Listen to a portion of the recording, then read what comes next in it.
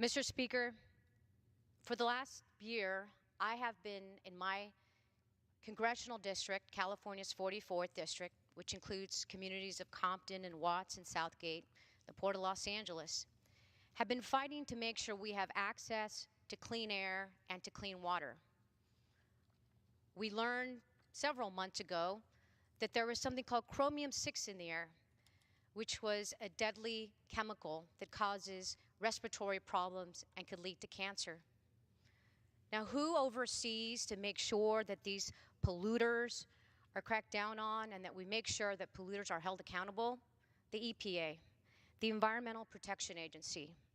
This week, this House is expected to consider FY 2019, fiscal year 2019, the Interior Environment Appropriations Bill as part of a two-bill minibus.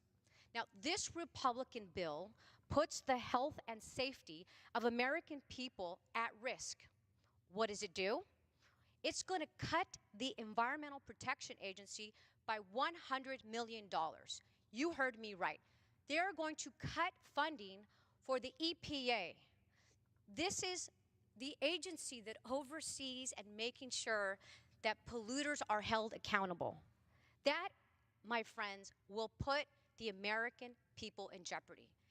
And those polluters that are going around across the country and polluting things like chromium-6, that's killing our kids and our seniors and causing asthma and respiratory problems, it's going to make it easier for them to pollute. What else does it do?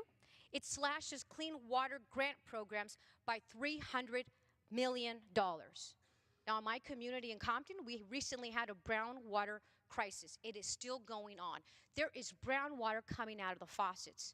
We don't have to think too far back as to what happened in Flint, Michigan. And to think that we are having a vote this week that's going to cut $300 million, that's money that's used to invest in America's water infrastructure, is appalling. When I heard about it this week, I thought it was important that the American people know about it.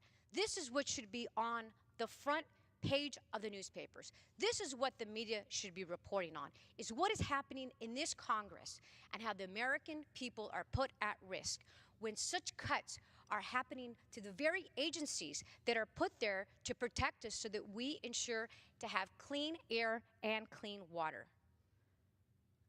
As somebody who serves as the chair of two environmental task forces here in Congress, we cannot allow this to continue to happen without raising our voices, calling our elected officials, calling our offices, speaking out about what the American people want. And this is one. Clean air and water is a basic right that everybody is entitled to. I believe this bill is going to take us backwards, it's going to hurt us, and it really hurts our ability to making sure that we continue to look at things like climate change. So please, I urge my colleagues to vote against this, and I urge the American people to have their voice heard. I yield back.